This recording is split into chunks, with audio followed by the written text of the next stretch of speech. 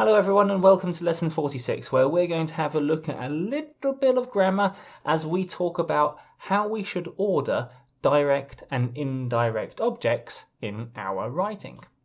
Now I can sense the panic already. What is an indirect object? What's a direct object? Let me explain. If we think about the active voice, remember it's made up of three things, which is the subject, the verb and the object. However, there can be different types of object. There can be a direct object and there can be an indirect object.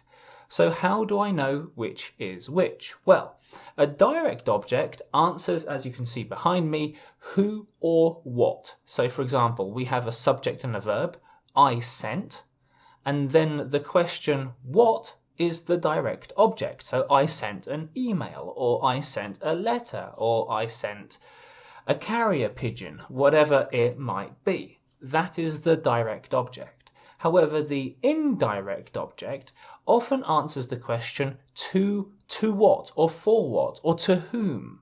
So for example, I sent an email to Bob. I sent a letter to Mary. So to Mary and to Bob, that becomes the indirect object. That's a very, very brief overview of what a direct object is and an indirect object is. There are plenty of resources available on the internet, so if you want to find out more, then type in direct object and indirect object into Google and you will find plenty of things. Or you can consult a good old-fashioned grammar book. Now, grammar allows us to put the direct object before the indirect object and the indirect object before the direct object. So you could say, for example, I sent to Mary an email. That's grammatically correct. However, the problem and the issue of this lesson is I want you to think carefully about that order. Sometimes, logically, it makes sense for the direct object to come before the indirect object. So I sent an email to Mary, to me, makes a lot more sense than I sent to Mary an email. And that's what I want you to think about in your writing, because this is where I see this issue. I won't call it a mistake because it's not a mistake, but I see this issue a lot, and it causes the reader sometimes a little bit of difficulty just to read that, reread that, and just to put the blocks together in the reader's head so it makes perfect sense. So let's have a look at some examples.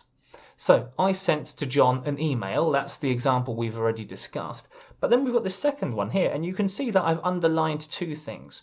So I paid to the railway company for the ticket money. Now, I've underlined those two things because here we've got two indirect objects.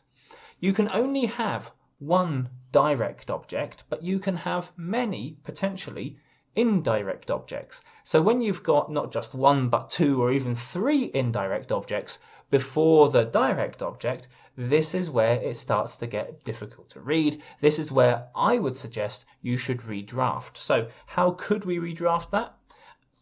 The first one's easy enough. I sent an email to John. The second one, I think it would be better written as I paid money for the ticket to the railway company. So even ordering the indirect objects comes with a sense of logic. Okay, so what are the teaching tips? First of all, make sure you're aware of what direct objects are and indirect objects are. As I said, there are lots of online resources.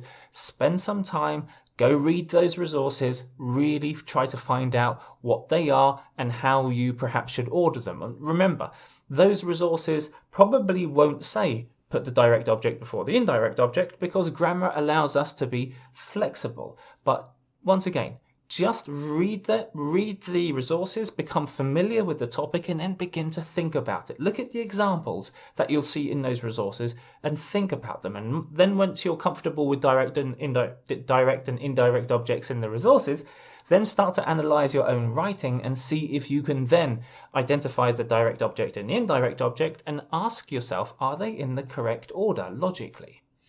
So, also make sure that you're aware of the differences between direct objects and indirect objects in English and what the grammar rules are in your native tongue. If the grammar rules are different, remember that they are different in your native language and that they are different in English. Please don't fall into the trap of automatically assuming the grammar rules in your mother tongue are the same as in English. We've seen already many times across this course a number of occasions where that is not the case. Sometimes the indirect object should go before the direct object. I'm not going to go into that in a lot of detail here. In the resources that you'll read, I'm sure you'll find examples and the rules that suggest why that should happen. But above all, I want you to think about the reader and normality. Normality in the context of logical order. Just ask yourself, what should come first? And very often you'll find that that is the direct object. Okay guys, time for you to put your thinking caps on and try some redrafting questions. If you're watching this on Patreon, thank you very much for your support. Please click on the link to get access to the worksheet. If you're watching this on social media, Facebook, YouTube or LinkedIn, please think about supporting me on Patreon where you're going to get access to the questions, my answer videos and a lot more.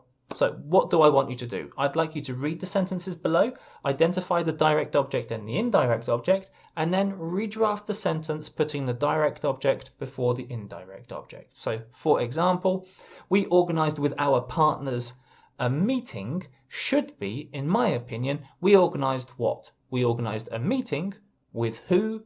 With our partners.